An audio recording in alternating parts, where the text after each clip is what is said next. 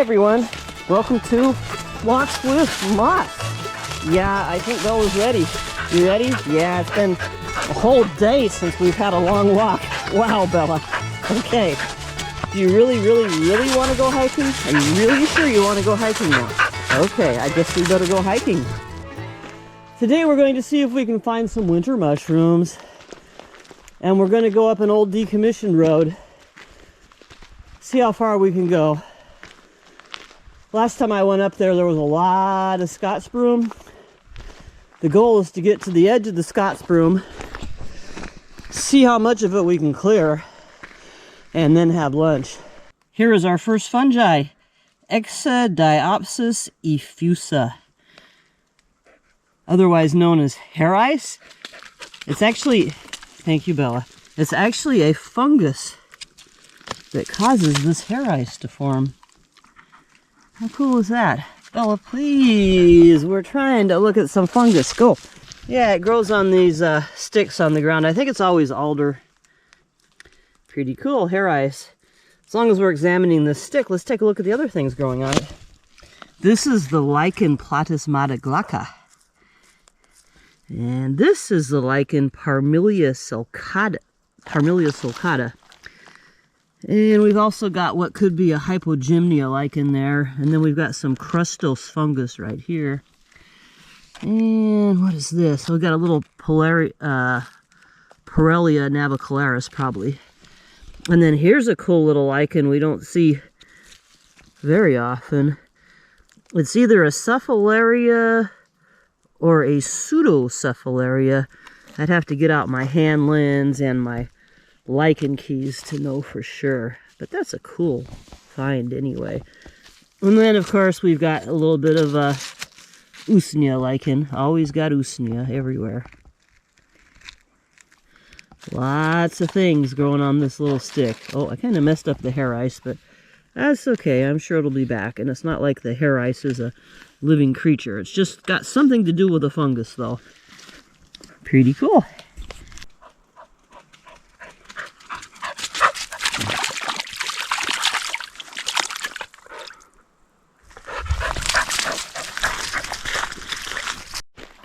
We've got lots of Lacaria lacata popping up by the side of the road.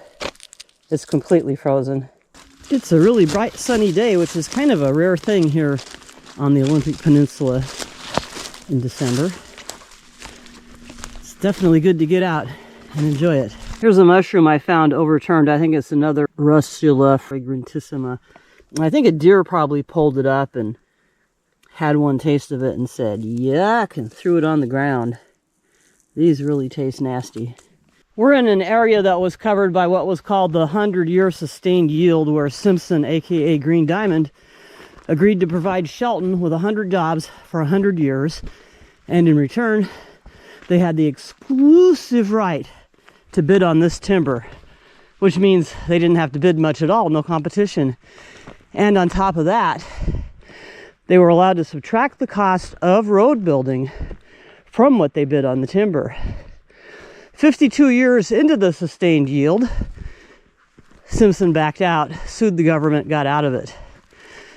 Now Shelton is kind of a devastated, low-income area. Our football team went to state, won the state championship in '85, and went to state again, I think, in '84. Now our football team is lucky if it wins a game each season. What's left behind are these roads and a devastated economy.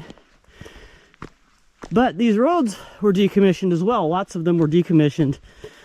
Again, using taxpayer money. Roads that we paid to have built in the first place.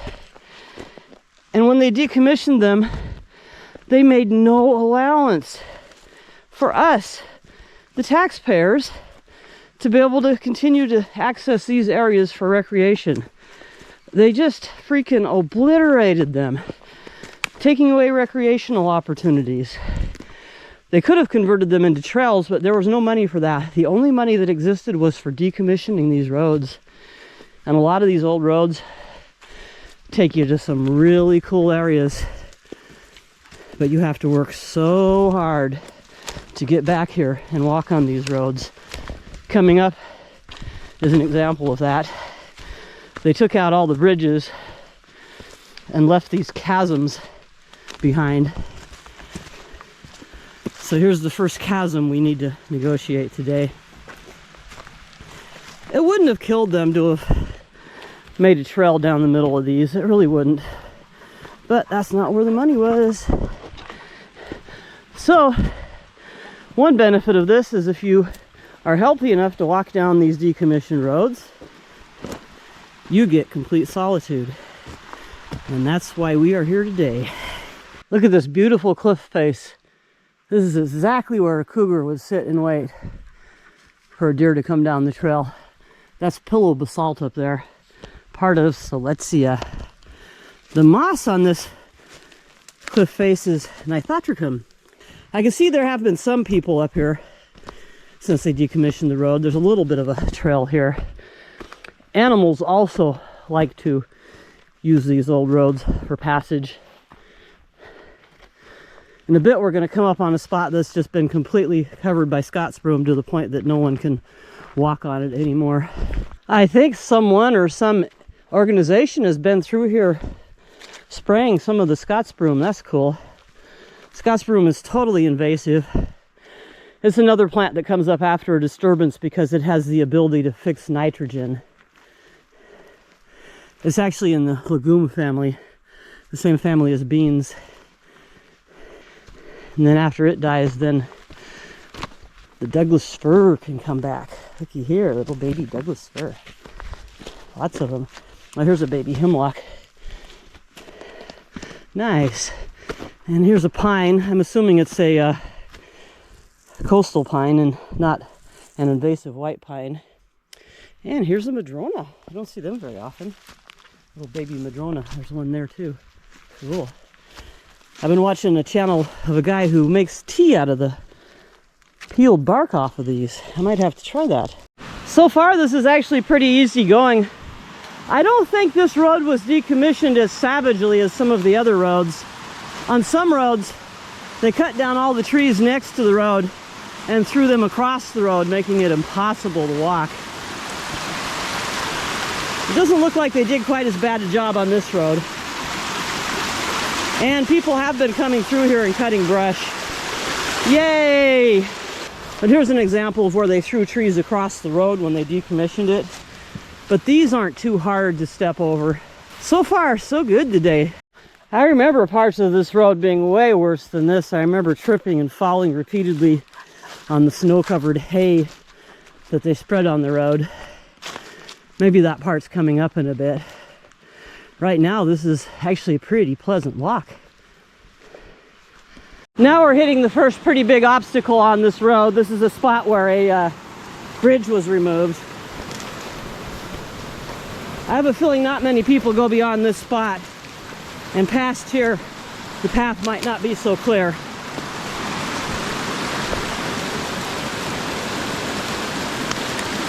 They remove all the bridges when they decommission these roads. Would have been nice if they'd left a footbridge.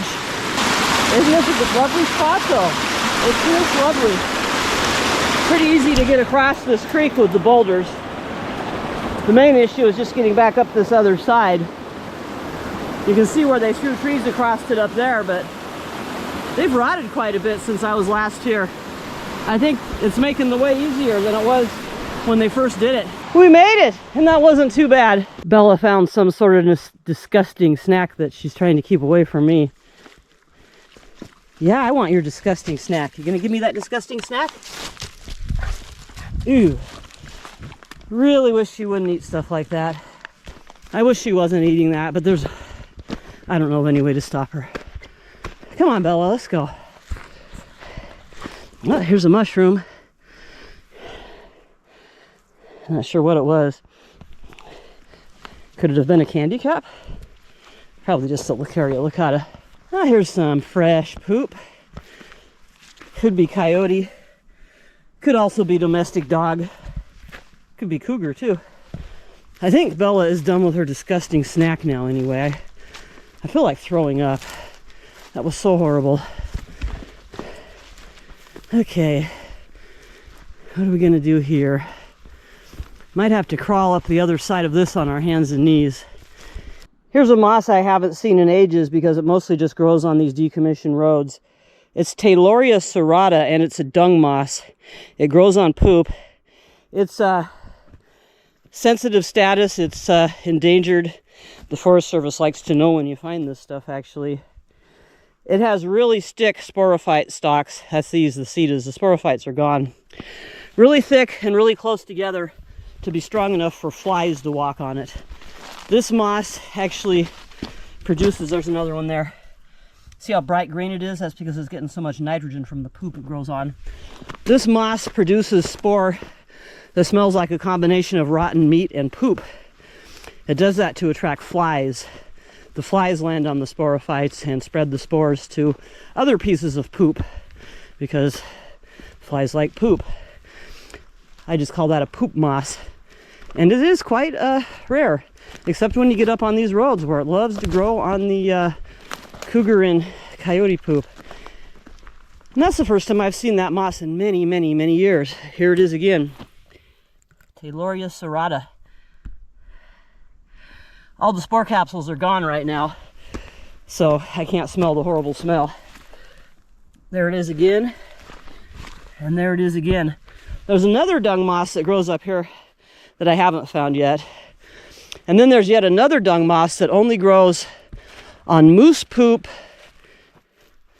on the west side of the Olympic Crest, and I've never found that one. I think it's kind of restricted to cranberry bogs as well. I would love to find that someday. Here's some, I think it's Kinniniknak. I guess you can smoke it or something, I don't know. I haven't really explored its uses much, but there it is. It tends to grow in these same kind of areas where madrona grows, kind of really dried out, exposed, cliffy areas. I really should have worn shoes up here instead of my new hiking boots. It's really dry. I'm starting to get a hot spot on my foot. So before I get a blister, I'm going to put some moleskin on that spot. It's pre-cut. Keep it in my first aid kit at all times. And I'll pop that over that spot after wiping it off a little bit with this, and that should keep me from getting a blister. There, that should put an end to the hot spot. The spot that was getting too hot is under that hole, and it won't be touching anything anymore. I just got really sad news about my dad's dog, Pogo. She's going to have to be put to sleep. That's so sad. But I'm almost glad it's on a day that's already so sad for me. So, yeah. Life goes on, I guess. I'm in a beautiful spot up here. I've got a nice view of Mount Rainier. Got my moleskin on my heel. Hopefully it stays on. And, well, gee, now I've got two things to cry about today. I'm glad I'm out here hiking. Wow. I don't want this to be a sad video. Maybe I shouldn't even mention this. I don't know, because people want upbeat, happy stuff, you know. But thought I should mention, anyway, what happened to Pogo. Pogo's not going to be in any more of our videos, that's for sure. But we still got Bella somewhere. Bella! Where are you? Doggone it. We've actually got quite a nice view down here. This could be a good place to have lunch.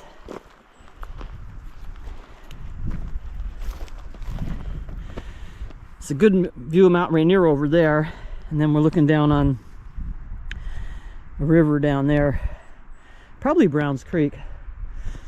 I'm going to go ahead and show where I'm at today, because even though I love that I get solitude up here, I also would like a few people to come up here to help keep it clear.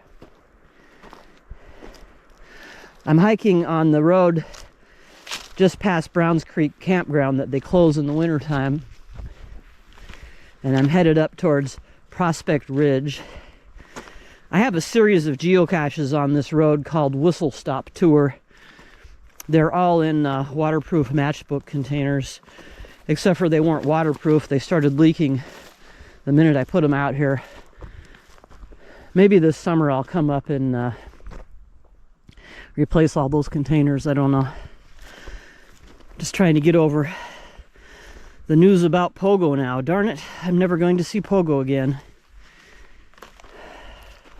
Last time I saw her was at my dad's 80th birthday party, and I took her down to the river, being very careful to keep her away from other dogs because she didn't get on very well with other dogs. I liked Pogo, but I guess she was just a little bit neurotic. Well, actually a whole lot neurotic, mostly in good, entertaining ways, but one way she was neurotic was not good, and that's why she's probably going to be put to sleep. We've got mushrooms, Helvella vespertina, and it's sure to have frozen and thawed, but it's still in good shape, so I might pick this on the way back. I don't want to carry any mushrooms with me right now. I'll prop it up here on this rock so that hopefully I remember this rock that's covered with Nithotricum moss. Let's carry on. It sure is a beautiful, bright, sunny day. I forgot to set a mandatory turnaround time. I better pay attention because these days are so short right now. The winter solstice is in 11 days. At first glance, this looks impassable, but I think I see a reasonable trail up the other side. Yeah, that won't be too bad, right? One thing I learned is little paths like that often look worse than they actually are once you get to them. This still is going to be a little bit interesting. The nicest place to cross this is probably up there, but then that's going to take me to a spot there where traversing on that side hill isn't going to be very easy. So I'm tempted to try to cross right there, but that's really not a very nice place to cross. I guess we will head over there.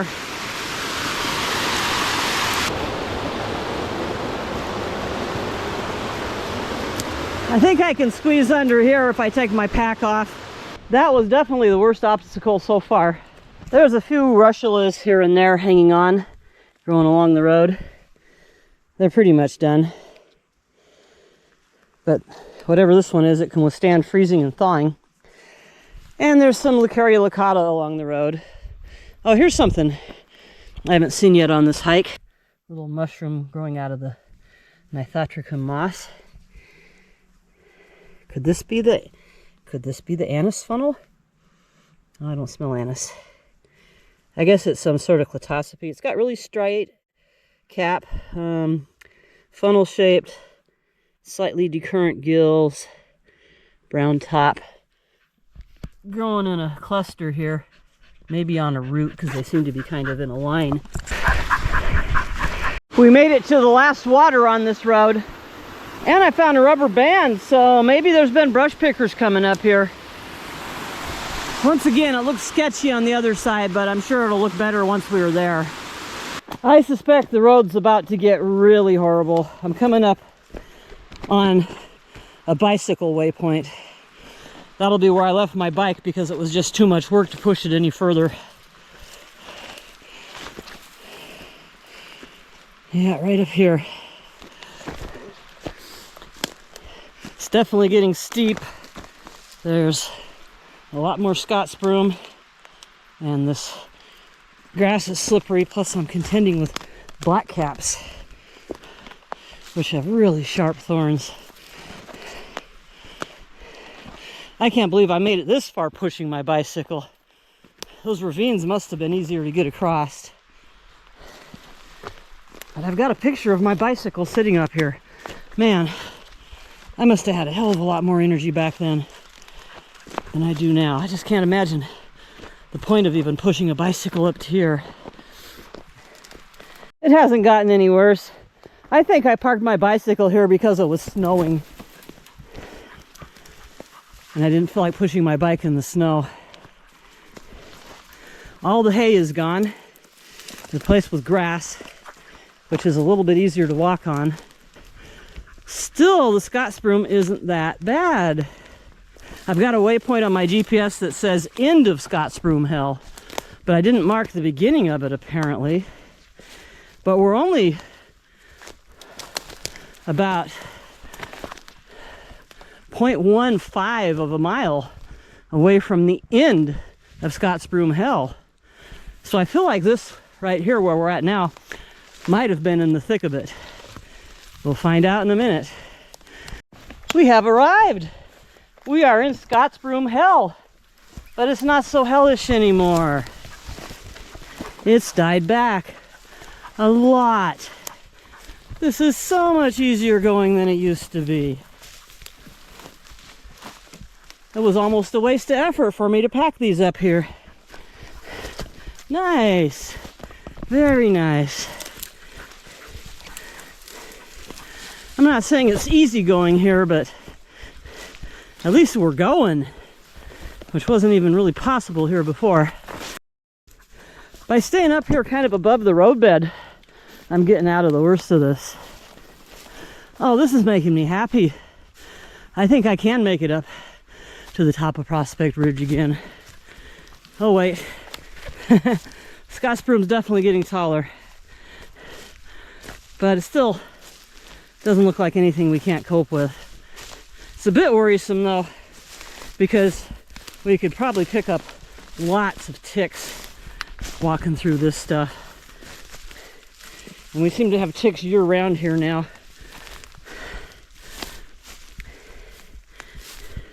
But yeah, this isn't as bad as it was the last time I tried to come through here. Just died back a bit for whatever reason. I bet back in the day, many people parked right here and just enjoyed this view and took in the beauty of the Olympics. Yes, my waypoint was accurate. That was it. We made it through. All right. I was envisioning myself spending maybe weeks coming up here, hacking that stuff back to make a trail. But time took care of it for me. Yay! So now all we have left to do is have lunch and see if we can get into the woods at all. I'm surprised at how quickly my wintertime stove boils. I think maybe the summertime stove I had this year was especially slow. So this is starting to boil away with my soup fixings, and when it's done boiling, I'll throw my noodles in. And until then, I'll enjoy this cup of coffee at this beautiful viewpoint of Mount St. Helens, Mount Adams, and Mount Rainier. And you can probably only see Mount Rainier on the camera. Cheers! We are in the Olympic Mountains, but we're looking out over the Cascade Mountains. This part of the Olympics is almost entirely Silesia. What a gorgeous spot. I'm so glad I made it up here. I'm going to be sore in the morning, but that's good. Or I'll be sore tomorrow, but that's good. I need the exercise. I feel a little bit anxious about coming up here by myself because the footing is a bit treacherous, but it's okay. It was okay. It's lunchtime. My noodles have almost completely rehydrated, and my witch's butter is looking good. Yum. It's time to make kind of a hasty retreat out of here. The darn sun is going to set in just 2 hours. These short days are something else. So it turns out we hiked 4 miles to get here. Sunset will be at 4:22 today, and it's 2:30 right now, so less than 2 hours until sunset. I did not realize I was 4 miles from my car. Wow. We probably won't make it out before sunset, but hopefully we'll make it out before dark. Check this out. There's little animals that eat Scottsbroom. They've got their little bundles of them right there, saved up for the winter, that or waiting to drag them down into their hole. Cool. I didn't know there was anything that could eat this stuff. It's probably marmots. And we have our own marmot here in the Olympics.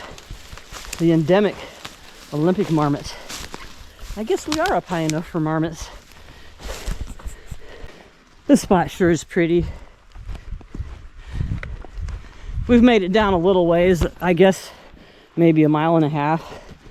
Made it through one of the river crossings. Now we're coming up on the worst one.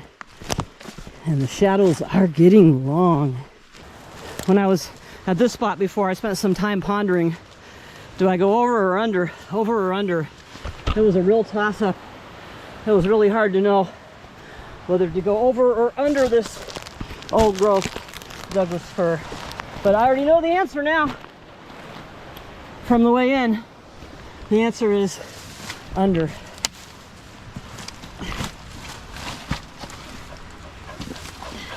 I'm not sure what way Bella went.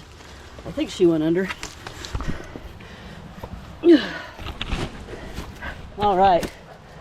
So my backpack has a hole in it, and I didn't treat it much rougher today than I've treated it lots of days. But it's got an actual hole that's ripped in the fabric, not the seam. What that tells me is that it's time for a new backpack. I think the fabric itself is just getting fatigued. It's been 6 years. I finished making it the week my husband died. Yeah, the very last picture my husband ever took was of me wearing this backpack, although it wasn't completed yet, and I didn't want my picture with it because it wasn't completed. But you know, he was towards the end and he wasn't thinking too clearly, so I just humored him and let him take the picture, and I'm glad I did, because that was the very last picture he ever took. Okay, I remember this spot before. It was sketchy as heck. I've got to hold on to this tree. Yeah, this was probably the sketchiest spot on this entire way in here, was getting around this tree here. Luckily it's got just one little branch that I can hold on to right there. After this, I should take a different route here, because that's too sketchy. I shouldn't be doing that when I'm out here alone. So next time, promise myself, I go that way, not that way. I see a bunch of old growth in the valley down there. I need to figure out how to get there. We are 1 3/4 miles from the car, and the sun is setting in 20 minutes, so I think I better stop and find my headlamp and get prepared for some headlamp hiking. I don't think we're going to be out of here before it gets dark enough to need a headlamp. It's very important to find your headlamp before it gets too dark to find your headlamp without your headlamp. Over the years, I've decided, instead of panicking to try to get out before sunset when I'm definitely going to be in the dark, it's best just to stop, relax a bit, have a snack, and just get mentally prepared for hiking in the dark. Isn't that right, Bella? So I'm going to have some raisins, and got my headlamp ready, and it should be fully charged because I checked ahead of time. Yep, it's fully charged. We're good to go. I really did not intend to hike out of here in the dark today, but it is what it is. I have an easy time losing track of time. I guess that's the time blindness that comes with ADHD. I need to go back to, every time I hike in the winter now, at the start of my hike, taking the time I have until sunset, dividing it in half, and making the halfway point when I have to stop and have lunch and then turn around. I don't mind hiking in the dark too much. I'd rather not, but because obviously it's a bit creepy. But I've done it so many times now, I'm prepared for it. I'm not looking forward to it. Starting to feel a little bit spooked, but I know it's going to be fine. Although I also know that mountain lions are most active at dawn and dusk, which is never a comforting thought when the sun is going down and I'm this far from my car. I think Bella's tired because she's slowed down. That, or she knows we're getting near the car and she doesn't want to get in the car. We made it out without having to use a headlamp. Yay! Okay, we're back to the car safely, so thanks for watching. Please like, subscribe, comment, share, all that good stuff.